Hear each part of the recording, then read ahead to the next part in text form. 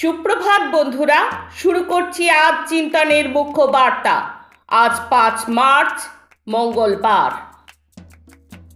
আজকের আন্তর্জাতিক খবর। গাজায় যুদ্ধবন্ধের আহ্বান পোপ ফ্রান্সিসের। মস্কোর অংশগ্রহণ ছাড়া ইউক্রেন নিয়ে আলোচনা অসম্ভব, একমত হলো চীন রাশিয়া। লোহিত সাগরে আবার হুতি হামলা, এবার ডুবল ব্রিটেনের জাহাজ। নেপালে জোট ভেঙে মন্ত্রিসভায় রদবদল করলেন প্রধানমন্ত্রী প্রচণ্ড। গ্রিনল্যান্ড থেকে বিশাল হিমবাহ ভেসে আসছে দুবাইয়ের দিকে। দেশের খবর। কর্ণাটকের মান্ডিয়া টাউনে কেন্দ্রীয় সরকারের মহিলা ও জনবিরোধী নীতির প্রতিবাদে বিশাল সমাবেশ। প্রতিবাদের মশাল নিয়ে পথে নামুন, ডাক দিলেন সিপিআইএমের নেত্রী বৃন্দা কারাত। ঐতিহাসিক রায় সুপ্রিম কোর্টের। সাংসদ, বিধায়ক বা আইনসভার সদস্য কেউই আর ঘুষের অভিযোগে ছাড় পাবেন না, রায় দিলেন সর্বোচ্চ আদালতের প্রধান বিচারপতি চন্দ্রচূড়।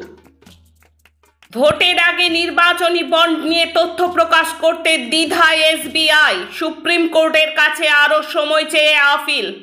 প্রসঙ্গত, সুপ্রিম কোর্টের নির্দেশ ছিল ৬ মার্চের মধ্যে নির্বাচনী বন্ড সংক্রান্ত সমস্ত তথ্য এসবিআই তুলে দেবে আদালতের হাতে। এখন রাজ্যের খবর। ভোটের মুখে শাসক দলের আভ্যন্তরীণ কলহে জমজমাট বঙ্গের ভোট বাজার। তৃণমূল মুখপাত্র কুণালকে শোকজ। তৃণমূল পদ থেকে ইস্তফা দিলেন তৃণমূলের বর্ষীয়ান নেতা তাপস রায়। বিধায়ক পদ থেকেও ইস্তফা। বিজেপি আমাকে ডাস্টবিন করে রেখেছে, দলের বিরুদ্ধে ক্ষোভ উগরে দিলেন বিজেপি বিধায়ক অনন্ত মহারাজ। জেতা আসনে দুর্বল প্রার্থী দিয়ে তৃণমূলের সাথে কোটি টাকার ডিল, বিস্ফোরক বিজেপি নেতা অনুপম হাজরা। কলকাতায় নির্বাচন কমিশনের ফুল বেঞ্চ। কমিশনের ডাকা সর্বদলীয় বৈঠকে সিপিআইএমের 12 দফা দাবি পেশ। ভোট লুটে জড়িত পুলিশ বা সরকারি আধিকারিকদের রেখে নির্বাচন সুষ্ঠু হবে না, জানিয়ে দিল নেতৃত্ব।